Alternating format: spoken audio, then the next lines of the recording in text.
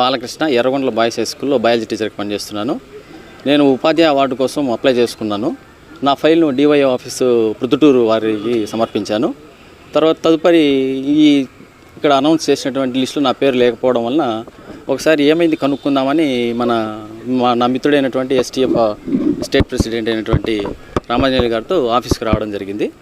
వివరణ అడుగుతూ ఉండగా మన రామాంజనేయులు గారు డివైఓ గారితో ఫోన్లో మాట్లాడుతుండగా ఇక్కడ పనిచేసేటువంటి ఒక జూనియర్ అసిస్టెంట్ అయినటువంటి నిఖిల్ అనే అతను కల్పించుకొని మీరు గట్టిగా మాట్లాడదు బయటికి వెళ్ళండి అనేటట్టు దురుసుగా మాట్లాడడంతో పాటు అది మాట పెరిగి అతను మరి అన్పార్లమెంటరీ లాంగ్వేజ్ అనేది వాడడం జరిగింది. ఈ విషయం అంతా కూడా డిఓ ఆఫీస్ ఛాంబర్ బయట జరుగుతున్న తర్వాత కాసేపు లోపలికి మేడం దగ్గరికి వెళ్ళి ఇది మేడం పరిస్థితి అన్నీ కూడా వాళ్ళు తగ్గకుండా మేడం ముందరే గట్టిగా అరుస్తూ మమ్మల్ని బెదిరించేటువంటి పరిస్థితికి వచ్చింది. కాబట్టి మేము దీన్ని తీవ్రంగా ఖండిస్తున్నాం, చింతిస్తున్నాం. రామాంజనేయులు ఎస్టీఎఫ్ రాష్ట్ర అధ్యక్షులు. బాలకృష్ణ అనేటువంటి ఒక టీచర్ గారు ఎర్రగుంట బాయ్స్ హై స్కూల్లో పనిచేస్తున్నారు. ఉపాధ్యాయ అవార్డు కోసము సార్ గారు అప్లై చేయడం జరిగింది. మేడం గారు అప్లై చేసిన వాళ్ళందరికీ ఉత్తమ ఉపాధ్యాయుడు ఇచ్చినాము, అప్లై చేయని వాళ్ళు కూడా మేము సెలెక్ట్ చేసి ఇచ్చినాము. కాబట్టి అప్లికేషన్ ప్రతి ఒక్కరికి ఇచ్చినామని చెప్పడం జరిగింది. కానీ అప్లై చేసినటువంటి బాలకృష్ణ గారికి రాకుండా పోవడం జరిగింది. మేడం ఏమైంది మేడం కనుక్కుందామని డిఓ ఆఫీస్ గారికి వచ్చి డిఓ గారితో మాట్లాడినాము. అప్లికేషన్ మేము చూడమని సంబంధించిన నిఖిల్ అనేటువంటి వ్యక్తికి చెప్పడం జరిగింది. అతను చూసి లేదని చెప్పిన తర్వాత మేడం గారు మీరు డిప్యూటీ డిఓతో ఒకసారి గట్టిగా మాట్లాడమని చెప్పినది.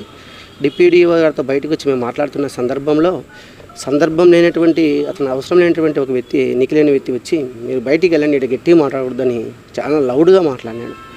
అలా మేము నీ ఊరు ఇక్కడ ఏమన్నా మేము డిప్యూటీ డిఓ గారితో మాట్లాడుతున్నాము, సార్ వివరణ ఇస్తున్నాడు, ఫైల్ ఆడుందని అడుగుతున్నాం తప్ప మేము ఏమంటున్నాం అంటే ఇక్కడ ఎక్కువైపోయిన టీచర్లు అందరూ ఏమైతే చూద్దామన్నాడు. ఎందుకు ఆ మాటలు మాట్లాడుతాను అనే లోపు మాట పెంచుకున్నారు, అందరూ వచ్చినారు. సర్లేని మేము పక్క పోయిన తర్వాత కొద్దిసేపు తర్వాత ఏమైందంటే మేడం గారికి ఈ విషయం చెప్దామని లోపలికి వెళ్తే మేడం ఒక 15 నిమిషాలు చెప్పమని చెప్పింది మీటింగ్లో ఉన్నాను. 15 నిమిషాల తర్వాత మేడం దగ్గర పోయి మేము కలిసి సెపరానికి వెళ్తే ఇద్దరు వ్యక్తులు తాగి వచ్చి రమేష్ కృష్ణారెడ్డి అని ఇద్దరు వ్యక్తులు తాగి వచ్చి మేడంతో కాదు మాతో మాట్లాడండి అని 2-3 సార్లు గడ్డింది జరిగింది. ఏంది మేడం గారు వాళ్ళు తాగి ఛాంబర్లోకి రావచ్చా, వచ్చి కూడా మళ్ళీ మీ ముందర ఇట్లా మాతో మాట్లాడంటారండి, మేము మీతో ఎట్లా మాట్లాడతారు వాళ్ళతో మేడం, మేము మీతో మాట్లాడతాము, వాళ్ళనన్నా బయటికి వెళ్ళమనండి, లేదా మేము బయటికి వెళ్ళిన తర్వాత వాళ్ళతో మాట్లాడినాక మళ్ళీ మేము వస్తామన్నాం. అట్లా కాదు మీరు మాట్లాడే మేమున్నాం కదేడా అని గర్జిస్తాను. మేడం గారు కల్పించుకొని మీరు బయటికి వెళ్ళండి అని అనడం జరిగింది. తర్వాత మేము వాళ్ళు చెప్పిన మేడం మాట వినుకుని అట్లే ఉన్నారు. మేడం పద్ధతి కాదు మేడం, టీచర్లను అవమానించి మాట్లాడతానని చెప్పినాము. ఉపాధ్యాయ దినోత్సవం రోజు ముందు రోజు నైట్ ఉపాధ్యాయులను అవమానించి మాట్లాడేవి ఎంతవరకు సంబంధించిన స్టాఫ్ డిఓ గారు ఉన్నటువంటి డిఓ ఆఫీస్లో స్టాఫే డిఓ గారి ముందు తాగి వచ్చి ఈ విధంగా మన ఉపాధ్యాయ నేతలు ఉపాధ్యాయులపైన అసభ్యంగా మాట్లాడడం జరిగింది.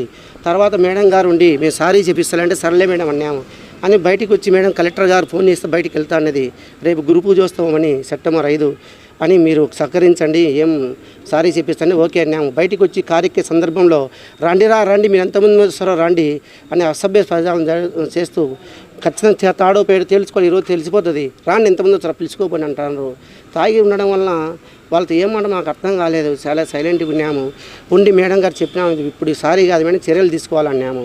మేడం గారు మా హామీ ఇవ్వడం జరిగింది, చర్యలు తీసుకుంటాము అని. మేడం మీరు చర్యలు తీసుకోకుండా ఇప్పుడు మళ్ళీ ఇబ్బంది అవుతుంది మేడం అంటే మేము ధర్నా దిగుతాం మేడం రేపే అంటే, రేపు గురు పూజ ఉంది కదా వద్దులేండి మన జిల్లాకు చెడ్డ పేరు వస్తాను గౌరవించండి అంటే మేడం గారి మాట విని గౌరవించి మేము నిన్న గురు పూజ రోజు ధర్నా కానీ ఎటువంటి ఆందోళన కార్యక్రమం చేయలేదు.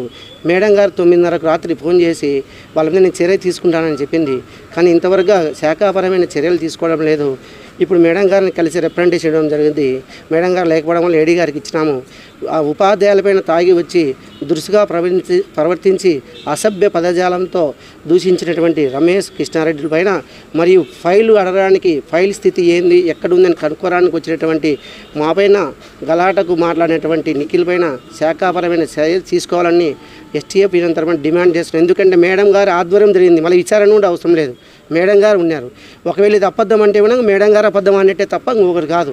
ఇంకేం విచారణ ఉంటుంది, మేడం గారు ముందే తాగి వచ్చి మాట్లాడినారు. మేమే యాక్షన్ తీసుకు మా మాట కూడా ఇచ్చింది, మళ్ళీ విచారణ లేదు. మేము మేడం గారు నమ్మి మేము సైలెంట్గా ఉండి ఏది ఆందోళన చేయలేదు. ఇప్పుడు కనుక శాఖాపరమైన చర్యలు తీసుకోకుంటే కలిసి వచ్చే ఉపాధ్యాయ సంఘాలతో కలుపుకొని 4 రోజుల టైం తర్వాత మేము ధర్నాకు డియూ ఆఫీస్ కాడ ధర్నాకు దిగుతామని సంబంధించిన కలెక్టర్ గారు కూడా కలిసి రిప్రజెంటేషన్ ఇస్తామని ఈ మూలంగా అందరికీ తెలియజేస్తున్నాము. సుబ్బరాజు యాదవ్, ఎస్టీఎఫ్ రాష్ట్ర ప్రధాన కార్యదర్శి. ఉత్తమ ఉపాధ్యాయ ఎంపిక కోసము అప్లై చేసినటువంటి ఫైలు ఎక్కడ ఉంది అని అడగడానికి డిఓ ఆఫీస్కి వచ్చినటువంటి మా సంఘ రాష్ట్ర అధ్యక్షుడు మరియు జిల్లా అధ్యక్ష కార్యదర్శులు నాయకులపైన దురుసుగా ప్రవర్తించినటువంటి ఈ జిల్లా విద్యాశాఖ అధికారి కార్యాలయ సిబ్బంది పైన ఖచ్చితంగా చర్యలు తీసుకోవాలి. తీసుకోనట్లయితే ఖచ్చితంగా అన్ని సంఘాలతో కలిపి పెద్ద ఎత్తున ఉపాధ్యాయులందరూ కూడా కలిసి రావడానికి సిద్ధంగా ఉన్నారు. మేడం గారు తక్షణమే దీనిపైన ప్రతిస్పందించి రేపు లేదా ఎల్లుండి ఒక 2-3 రోజులు, ఒకవేళ ఇవి పండుగ సమయము సెలవుల కారణంగా ఉంటే సోమవారమైనా వారిపైన చర్య తీసుకోవాలి. తీసుకున్నట్లయితే ఖచ్చితంగా మంగళ బుధవారాల్లో ఉద్యమ కార్యాచరణ రూపొందించి డిఓ ఆఫీస్ ఎదురుగానే ధర్నా నిర్వహించి వారిపైన చర్యలు తీసుకునేంత వరకు కూడా మా యొక్క ఆందోళన విరమించమని ఈ సందర్భంగా మేము హెచ్చరిస్తూ ఉన్నాం. ఇదే విషయాన్ని మేము సంబంధిత కలెక్టర్ గారికి అలాగే జిల్లా ఎస్పీ గారికి కూడా మేము రిప్రజెంట్ చేస్తాము ఈ విషయం పైన. ఎందుకంటే జిల్లా విద్యాశాఖ అధికారి కార్యాలయంలోకి రావడానికి ప్రతి ఒక్క ఉపాధ్యాయునికి అవకాశం ఉంటుంది, ఉపాధ్యాయ సంఘ నాయకులకు అవకాశం ఉంటుంది. అక్కడ ఏదైనా సరే అవసరం వచ్చినప్పుడు దానిపైన చర్చించేటువంటి అవకాశం కూడా ఉంటుంది.